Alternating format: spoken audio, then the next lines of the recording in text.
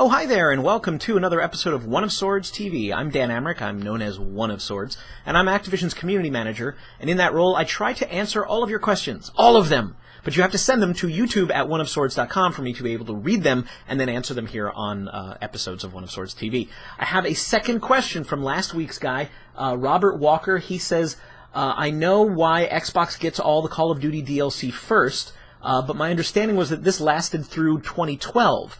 Has Microsoft renewed the deal with Activision, or will both consoles get DLC at the same time for Call of Duty Ghosts? Good question.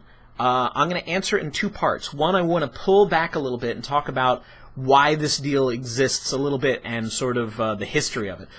Literally, since the beginning of the video game industry, the home console industry, there have been exclusives on one platform or another. It's purely to give, like everybody in this industry is looking for some sort of leg up, a competitive advantage. So if you will go back in time with me all the way to Atari 2600 and Intellivision, only Intellivision had Dungeons & Dragons. There was a great advanced Dungeons & Dragons game for that.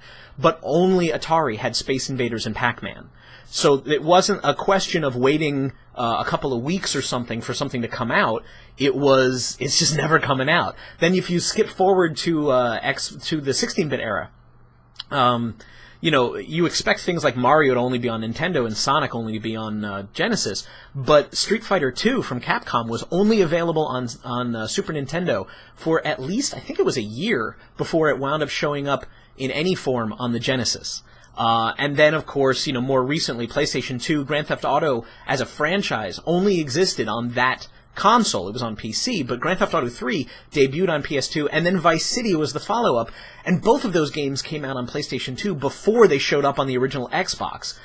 It's funny to think about that now because, this is a really big week for GTA 3, and it's such this massive multi-platform franchise. But, at different points, third-party companies work with first-party companies to create these exclusivity windows, and sometimes those windows last forever. Those of you remember Batman Arkham Asylum, great game. There are playable Joker levels that are only available on the PlayStation 3. They're never going to be available on any other format, and they're still not available on Xbox 360. So while, in this case, this was one of those deals where Activision and Microsoft said, hey, we're looking for this advantage. Can we work together? And they did. So the actual answer to your question is, didn't this expire in 2012?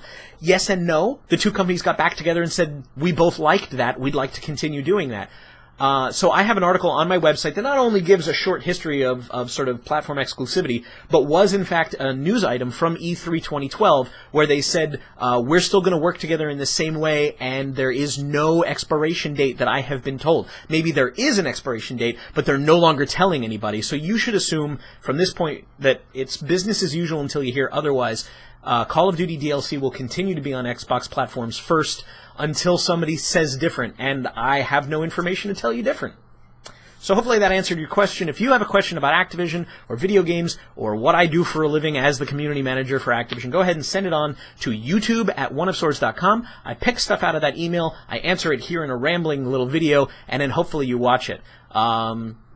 So thanks for watching, and if you want any other information about what I do or information on Activision games, go to oneofswords.com, and that's where I have podcasts and giveaways and blog posts and all kinds of fun stuff that, I spend all my days doing. So go look at it, okay? Thanks. Thanks for watching. See you later.